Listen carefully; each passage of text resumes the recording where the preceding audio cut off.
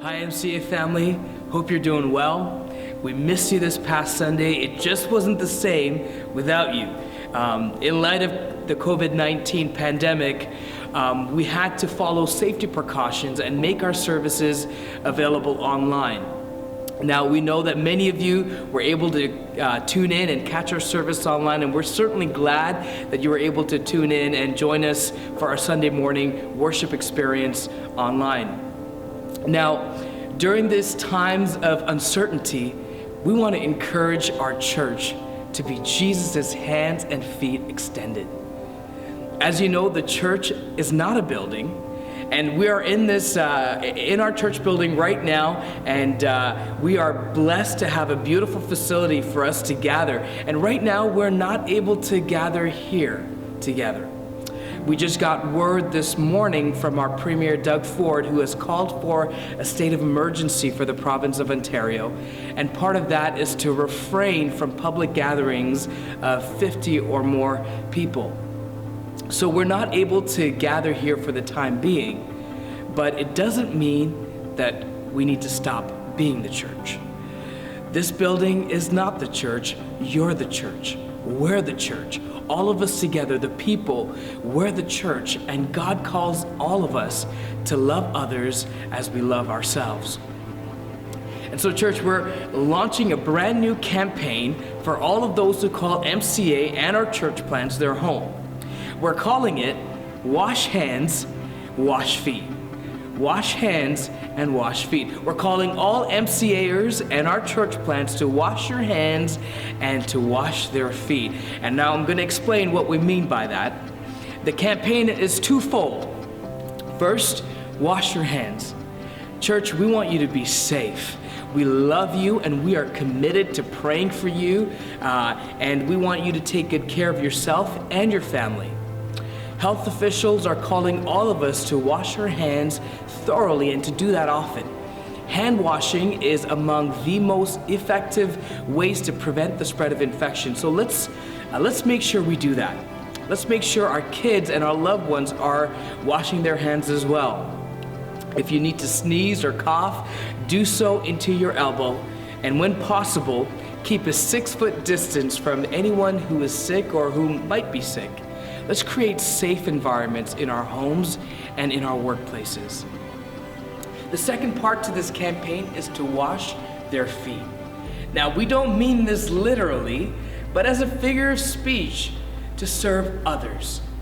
Jesus painted the ultimate picture of what it means to serve others when he took on the role of a servant and washed the feet of his disciples. You know the story in John 13. When he's done washing their feet, Jesus turns to his disciples in verse 15, and he says this, "I set you an example that you should do as I have done for you. I set you an example so that you should do as I have done for you." What he's saying is that you and I should take on the role of a servant and serve others just as Jesus served his disciples.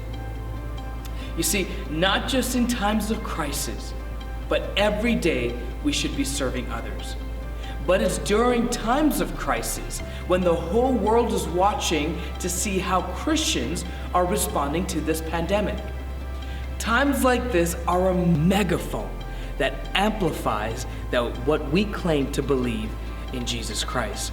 So as a church, let's amplify the right message that Christians have peace, they have hope, they have joy in their faith in Jesus Christ. Let's amplify the right message that Christians are different, they're generous, and they're kind, and they can certainly share a roll of toilet paper with those in need. So here's what washing their feet or serving could look like. Look around your street. Do you see anyone in need? Any home in need of food? And if you are able to provide, go ahead and serve them in any way you can. One of the biggest ways you can help right now is serving our seniors, people who are most vulnerable. Do you have any seniors that live close to you? Maybe on your way to your grocery store, just check in with them and see if there's anything that you can pick up for them at the grocery store. As a church, let's resolve to be generous during this time. generous with our time, our energy, our resources, and our money. Let's be compassionate as Jesus has shown us compassion. Do you have a coworker who's just in a panic right now? Why not take the time to share the message of hope that you have in Christ Jesus? Let's make the most of every opportunity to share the message of hope to those around us. A few months from now, down the road, you're going to look back on this moment in history. How do you want to remember yourself? How will your kids remember? I'll tell you how I want my kids to remember this moment. I want them to remember that mom and dad prayed with us. They prayed for our world. They prayed for our country. They prayed for our neighborhood. And mom and dad, secondly, were generous. We gave out cans of soup and toilet paper to the elderly couple down the street, and one time we even did the groceries for them. How do you want to remember this moment a few months from now?